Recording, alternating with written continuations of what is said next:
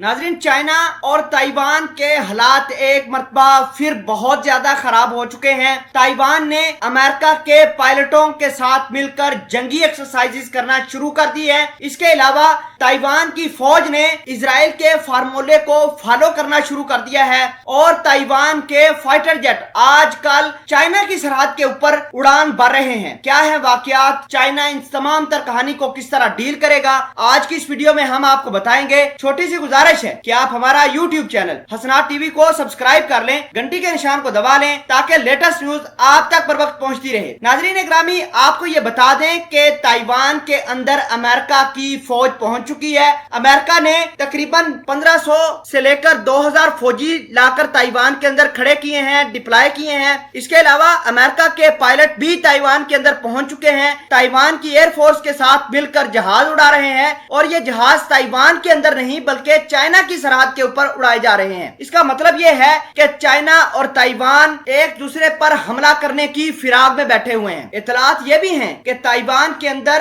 America के मजीद फौजी आएंगे और चाइना ने इस तमाम तर कहानी को भांपते हुए ये कहा है कि अगर ताइवान के अंदर अमेरिका के फौजी तैनात हुए तो चाइना उनके ऊपर अटैक कर देगा। लेकिन ताइवान को सपोर्ट है अमेरिका की। अमेरिका के पायलट खुद आकर ताइवान की एयरफोर्स के साथ एडवांस किस्म के अमेरिकन F-16 ताइवान के अंदर चला रहे हैं। दूसरी जानब ताइवान ने इजराइल की फार्मूले के ऊपर चलना शुरू कर दिया है। मतलब ये कि इजराइल को बनाने वाला अमेरिका था। अमेरिका ने इजराइल को अपने खतरनाक हथियार दिए और आज के दौर में भी जितनी भी टेक्नोलॉजी अमेरिका बनाता है उसको इजराइल के साथ जरूर शेयर करता है और फिर अमेरिका इजराइल को कहता है कि फला मुल्क के ऊपर अटैक करो। इजराइल अमेरिका के कहने पर मुख्तलिफ ममालिक के ऊपर अमेरिका के मिशन कंप्लीट करता है। जैसे ईरान मिशन जून के अंदर हुआ था, अमेरिका ने इजराइल को बताया कि ईरान के फलां जगह पर अटैक करो, इजराइल ने अटैक कर दिया। ठीक जिस तरह अमेरिका ने इजराइल को बनाया है, अमेरिका